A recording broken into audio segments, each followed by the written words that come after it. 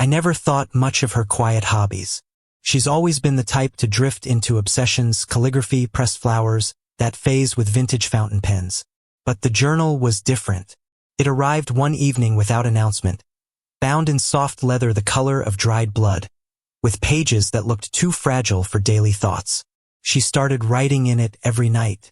No TV, no idle scrolling, just her and the pen, filling page after page in silence. She never let it out of her sight. If I walked into the room, she'd close it gently, almost reverently, and place it aside as though protecting a secret. When I asked, half-jokingly, what could be so precious, she gave a smile that didn't reach her eyes and said, "Some things are better on paper than in life." I told myself it was harmless, just her way of coping with stress, maybe even poetry. But there was something about the way she cradled that journal, the way her gaze lingered on it even when it was closed, that unsettled me. It wasn't just writing. It was devotion. It happened by accident. Or at least that's what I tell myself when I replay it in my head. She had left the journal on the arm of the couch one morning, rushing off to answer the door for a delivery. It slipped, almost theatrically, and the pages fanned open when it hit the carpet. I bent down to pick it up, meaning only to close it, to set it back where she always kept it. But my eyes betrayed me. A line stared back at me, written in her sharp, looping script. When his hands find me, the world dissolves into silence. I forget I am someone's wife. I froze. The words felt heavy, alive, and venomous. My first instinct was denial. It had to be fiction, just her experimenting with prose. She's always admired tragic, romantic poets. Maybe it was just a private exercise. But the page carried a weight that fiction doesn't. It wasn't written as if. It was written because. That was the first time I felt a chill standing inside my own home. Once I had seen that first line, I couldn't unsee it. Curiosity clawed at me like an infection. I waited until she was in the shower one night, steam fogging the mirror, water masking my betrayal, and I opened the journal again. The entries weren't scattered fragments. They were a chronology, a record. Each page was drenched in imagery, lush and cruel, as though she were in love with the act of describing more than the act itself. She wrote of hotel rooms described in shades of gray, of wine glasses sweating on nightstands, of shadows moving across her skin. The details were too precise to dismiss.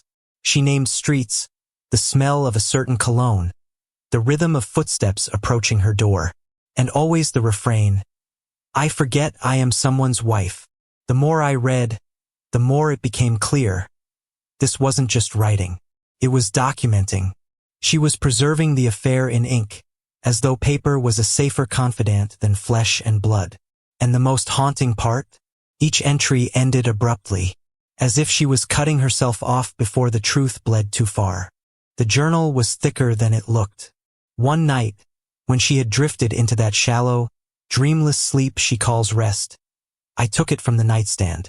My hands shook so violently I almost woke her. At first, the entries were the same, dripping with metaphor, each word a blade. But then I noticed something strange. The binding felt uneven. Running my fingers along the spine, I discovered pages that had been carefully glued together.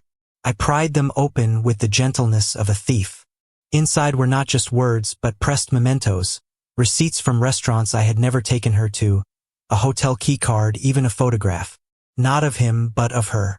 She had taken it herself in a mirror, dressed in a way she never dressed for me, her expression soft, almost feral, and scrawled beneath the photo in her handwriting, "This is who I become when I am free of him." The him, I knew instantly, was me. My chest hollowed out. It wasn't just poetry anymore. These were confessions. Hidden pages that pulsed with the life I was never allowed to see. I couldn't hold it in anymore. The weight of her words pressed against my ribs like splinters, and I had to let them out. One evening, while she sat at the kitchen table with that damn journal beside her plate, I asked, "Who is he?" Her fork froze midair. For the briefest second, her eyes widened, like a deer caught in a sudden flash of headlights. But then it was gone. She placed the fork down gently, folded her hands, and tilted her head with an almost amused expression. "What are you talking about?" she said, calm, detached. I told her about the entries, the receipts, the photograph. My voice trembled as I quoted her own lines back to her. "I forget I am someone's wife. This is who I become when I am free of him." For a moment, silence swelled between us, heavy and suffocating. Then she laughed. Not nervous laughter, not guilty laughter, mocking, hollow, sharp. "Oh my God, you think that's real? It's writing. You know, I've always wanted to try something darker, more dramatic. You're really going to crucify me over imagination." Her words cut deeper than the journal itself. Because in that instant, I realized she wasn't going to give me the dignity of truth. Her laughter echoed long after it stopped, like a cruel aftertaste. She leaned back in her chair, almost performing, twirling her fingers along the rim of her wine glass. "Honestly," she said, "I should be flattered. You think my words are so convincing they must be real. Maybe I'm better at this than I thought." She smirked, but it wasn't her usual playful smirk. It was sharp, deliberate, a blade dressed as a smile. I searched her face for even a flicker of remorse, but all I found was distance. Her eyes weren't on me anymore. They were somewhere else, somewhere I couldn't follow. And then she slipped, just once. "You act like you've caught me," she said, "but you don't even know his name." The room went still. She realized it too late, biting her lip like a schoolgirl who'd said too much. But instead of retracting, she doubled down. "Fine. If you want to keep playing detective, go ahead. Just remember, sometimes fiction feels more real than life itself." She stood, picked up her journal, and left me sitting there with a silence so loud it felt like it could tear me apart. After that night, I stopped trying to catch her in lies. The lies didn't matter anymore. Her words were enough to undo me. I found myself obsessing over the journal, rereading the entries until they burned into my skull. Each phrase carved me open in ways a photograph or a confession never could. She didn't just describe him. She described herself with him, a version of her I had never known. A woman alive, vibrant, aching with hunger. A woman I suddenly realized she had never been with me. It was torture. Not the act itself, but the poetry of it. She made betrayal beautiful. She wrapped infidelity in velvet and candlelight, turned it into something I could never compete with. One night, I confronted her again. Not with accusations, but with desperation. "Do you understand what your words do to me?" I asked. She tilted her head, thoughtful, almost tender, then whispered, "Maybe you were never meant to be my reader." And just like that, she made me feel like the intruder in my own marriage. I began living in two worlds, the one with her and the one in her journal. By day, we moved like strangers sharing a house. Polite nods, hollow conversations, the clink of dishes and cutlery filling the silence. By night, when she slept, I became the trespasser, the ghost rifling through her private scripture. Each entry pulled me deeper. She wrote about secret meetings that stretched time, about kisses that felt like prayers, about escaping into him the way smoke escapes a burning room. She described how the air changed when he touched her, as if the molecules themselves rearranged to make space for us. I started noticing absences, long walks she couldn't explain, a perfume that lingered on her skin I hadn't given her, the way her phone never left her side, even when she showered. The journal wasn't just fiction, it was a map, and I became obsessed with deciphering it, as though every sentence was a clue, every metaphor a door I could pry open if I just stared long enough.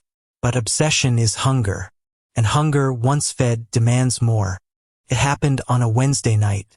She had gone to yoga, leaving her mat by the door in her rush. I sat in the darkened living room with the journal spread open across my knees. I had stopped feeling guilty about reading it. Guilt belonged to another life, a softer version of me that no longer existed. The entry was fresh. The ink still shone wet under the lamp. She had written it that very day. "This afternoon we met at the cafe by the river." He touched my wrist when he laughed, and I thought of how easily he could undo me. I came home to my husband with his laughter still ringing in my ears. I wanted to wash it off, But I didn't. That was it. No metaphor, no veil. Just plain words, raw and cutting. When she walked through the door later, cheeks flushed, hair damp with rain, I held the journal up. My voice broke as I asked, "Do you even see me anymore?" She looked at the open page, then back at me, and something inside her shifted. For the first time, there was no performance, no smirk. Only the smallest trace of irritation, as though I were interrupting a dream. "Maybe," she said coldly, "you were never meant to be the main character." Her words struck harder than any confession could. Not the main character. I felt it reverberate through me, breaking something I didn't know could break. I didn't scream. I didn't throw the journal across the room, though I wanted to. Instead, silence filled the space between us, thick and suffocating. She walked past me, casually, as if our marriage had just been reduced to a footnote in her story. In the kitchen, I heard the clink of a glass, the trickle of wine being poured. She hummed to herself, light and careless, while I sat frozen, staring at the words she had written. For years, I had thought silence was neutral, but that night I learned silence can be violence. Her indifference, her detachment, was sharper than any blade. I realized then that the journal wasn't just a record, it was a weapon. And every time I opened it, I bled a little more. But I couldn't stop. I needed more than poetry, more than taunting metaphors. I needed proof, something undeniable.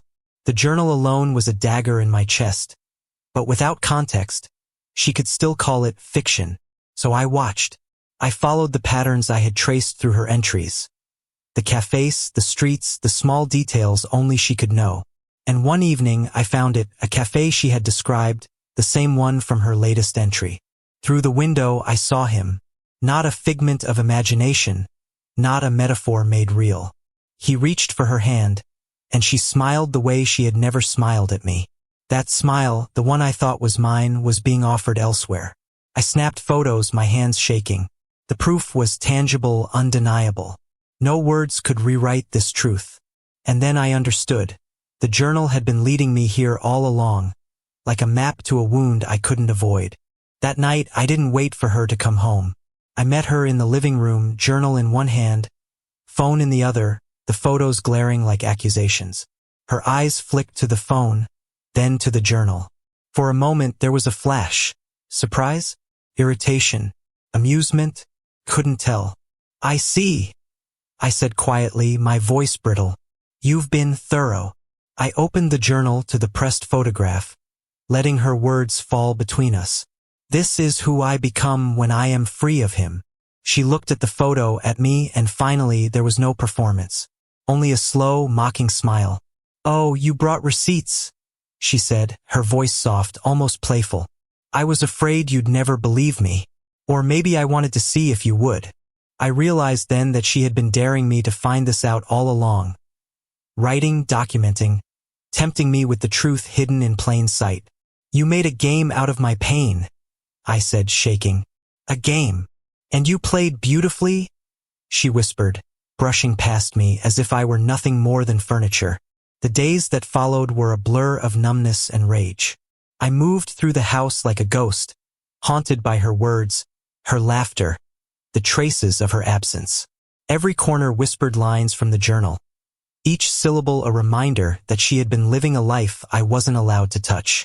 Couldn't eat, couldn't sleep. I caught myself speaking aloud, quoting her entries as if reading them could make them less real. "I forget I am someone's wife," echoed in my head like a mantra, a curse. Friends tried to console me, but I couldn't explain. How could I? How do you articulate a betrayal that is both physical and literary? A wound carved in ink that cuts deeper than flesh. Every interaction with her became a minefield. A smile, a glance, the brush of her hand. Every gesture carried double meaning. I felt manipulated, diminished, like I was living inside a novel she was writing in real time, with me trapped in the footnotes. The journal had turned our life into a theater of cruelty, and I was the only one unaware of the script, until now. I knew I couldn't stay in limbo any longer. The journal, the hidden pages, the photographs, they were undeniable proof. No smirks, No teasing words could erase what was right in front of me. I packed her journal into a box that night, along with the receipts and photos. I left it on the table, a silent monument to every betrayal, every taunting line she had written. Then I told her, calmly, for the first time in weeks, I can't do this anymore. I can't compete with your words, with this fantasy you've chosen over me. The proof is here in your own hand. I'm done. She laughed, soft and low, almost impressed. You're dramatic, she said. I wrote those words. You read them. Now you get to act on them. And I did. Not with anger, not with revenge, but with clarity. I walked away from the life she had turned into a narrative, leaving her to live in the story she had written for herself. For the first time in months, the silence after her laughter felt like freedom. I keep thinking about that journal. Not the leather cover, not the ink-stained pages, but the confessions. The hidden truths she could never say aloud. Words have power, I've learned, sometimes more than actions. They can wound, deceive, seduce, and haunt. Her poetry, her fantasies, her secret meetings. They were real enough to shatter me. And in the end, I realized that the betrayal wasn't just the affair itself. It was the artful way she documented it, turning my love into a spectator sport. I sometimes wonder if she even remembers the lines she wrote, or if, to her, they were always just stories. But I remember every word, every flourish, every haunting metaphor. And perhaps that's the cruelest truth of all. Some confessions, once written, never fade. They linger, like shadows in the corners of a room you thought was safe, reminding you that hidden lives exist, and that sometimes, paper knows more about the heart than the person holding it.